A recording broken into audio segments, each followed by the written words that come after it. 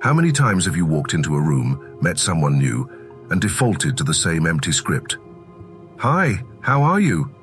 You've said it 1,000 times, and you've heard it even more. But pause for a second. Does it ever truly spark connection?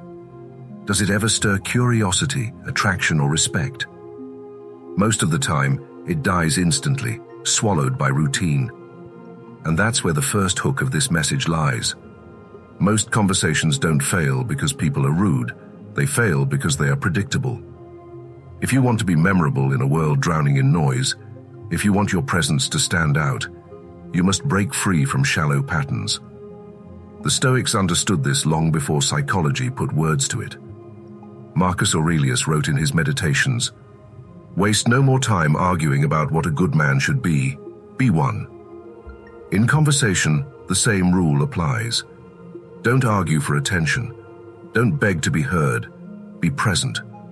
Your presence, your words, and your silence carry far more weight than polite routines.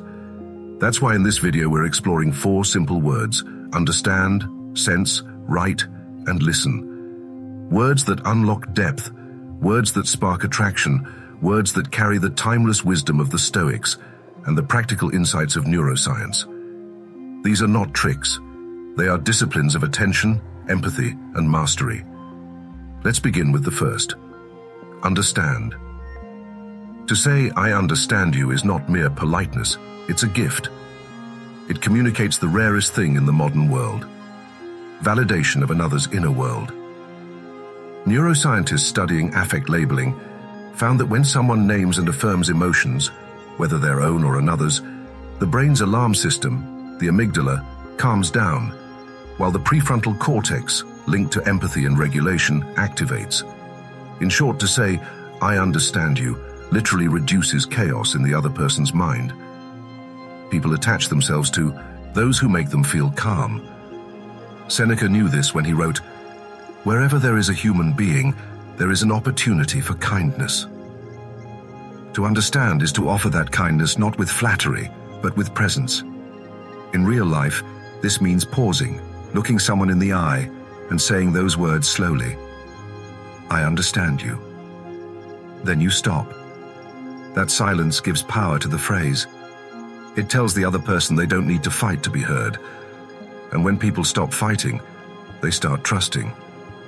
The Stoics practiced this daily. Epictetus warned against speaking too quickly. First, learn the meaning of what you say, and then speak. To understand first is to discipline your ego. Instead of rushing to defend yourself, you absorb. Instead of explaining, you reflect. And that reflection makes you magnetic. When you give understanding, you offer relief. And relief is addictive. Now let's turn to the second word, sense. When you say "that makes sense," you're doing something far deeper than agreeing. You're recognizing that someone's reasoning, effort, or perspective has value. In psychology, this is called emotional mirroring, the act of reflecting someone's thought process back to them. Research in social psychology, especially in shared reality theory, shows that humans bond most strongly with those who affirm their inner experience of the world.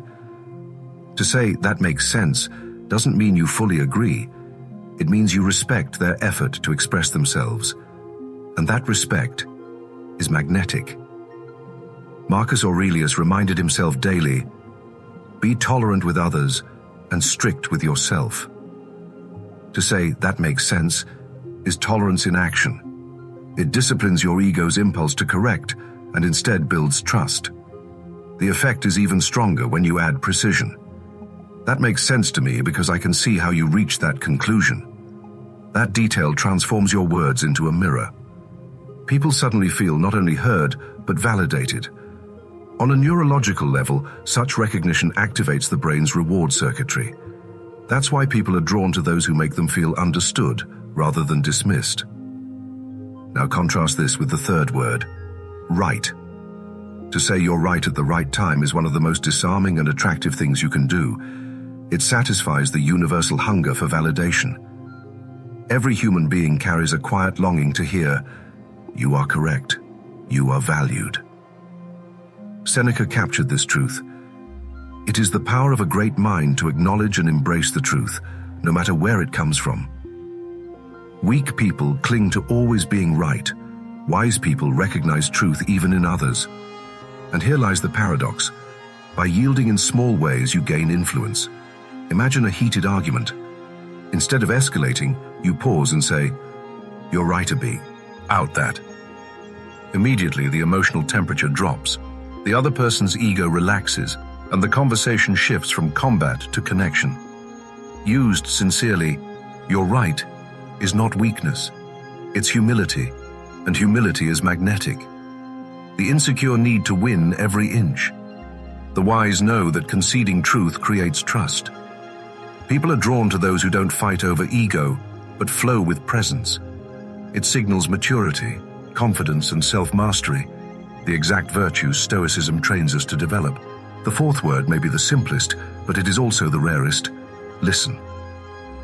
At first glance, it looks small, just 6 letters, 1 syllable, nothing flashy. And yet, in our age of endless noise, where everyone wants to be heard but few want to hear, the act of truly listening has become a revolutionary practice. To say, "I'm listening," and actually mean it, is not only rare, it is an act of profound presence. Think about the modern world for a moment. Phones buzz, notifications flash, conversations overlap, and our attention is constantly being pulled in 1,000 directions. The average person today checks their phone nearly 100 times a day. Amid this storm of distraction, real listening, undivided attention, is nearly extinct. And because it's scarce, it carries immense value. Studies from the University of Minnesota found that the average person remembers only 25% of what they hear. Let that sink in. Out of everything spoken in a conversation, 3/4 evaporates. Which means, when someone encounters a person who actually listens, remembers, and responds with care, it feels like magic. Scarcity creates value, and in this case, listening is more valuable than gold. When you look into someone's eyes and say with sincerity, "I'm listening," you're not just acknowledging words, you're acknowledging a human soul. Neuroscience confirms this. Brain scans reveal that being deeply listened to activates the same reward pathways as receiving gifts or financial rewards. People literally feel pleasure when they are truly heard. Listening nourishes, heals, and connects. And here's where Stoicism intersects with science. The Stoics knew the power of listening long before neuroscience confirmed it. Zeno of Citium, the founder of Stoicism, famously said, "We have 2 ears and 1 mouth, so we may listen twice as much as we speak." This was not just clever wordplay, it was a philosophy, of presence. To the Stoics, listening wasn't weakness, it was discipline, it was strength, it was self-mastery. Seneca observed that the wise person is slow to speak but quick to listen, because true listening is not passive, it is an active demonstration of control over your ego. Anyone can dominate a conversation with words. Few can master the humility to listen. And in mastering listening, the Stoics argued, we master ourselves. Now think about your own relationships, friendships, romantic partnerships, leadership roles, even chance encounters. Who do you remember most clearly? The one who spoke endlessly about themselves, or the one who looked you in the eye, asked meaningful questions, and truly listened? Listening is magnetic. It creates safety. It builds trust. It fosters intimacy. It creates a type of attraction that is not based on charm, status, or cleverness, but on presence. The irony is that in our attempt to influence people, we often talk more. We rehearse speeches, we polish phrases, we try to impress. Yet the Stoic reminder is that true influence is not about saying more, it's about saying what matters.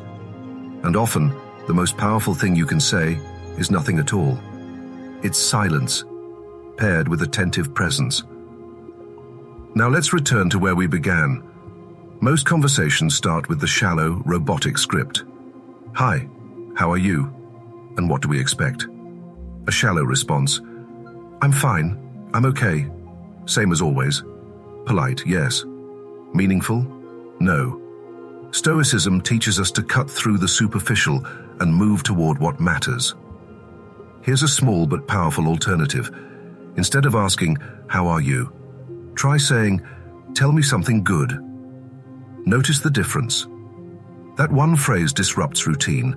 It pulls people out of autopilot. It forces reflection, presence, and meaning. They pause, they think, and they share. In that moment, you've broken through the noise of small talk and opened the door to real connection. And once that door is open, you use the 4 words we've explored in this philosophy of attraction: understand, sense, write, and listen.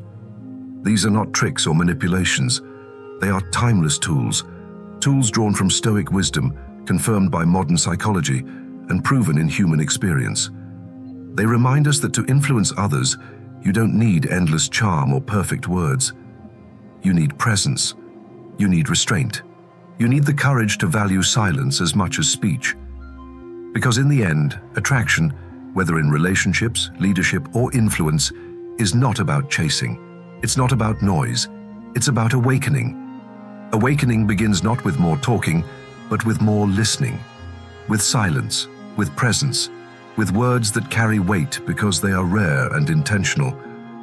The world is overflowing with noise. Opinions shouted on social media, endless arguments, shallow distractions. But the person who listens, the person who pauses, understands, validates, and speaks with intention, that person will always stand out. This is the Stoic secret of attraction, not flashy words but deep presence. Not endless talking but meaningful silence.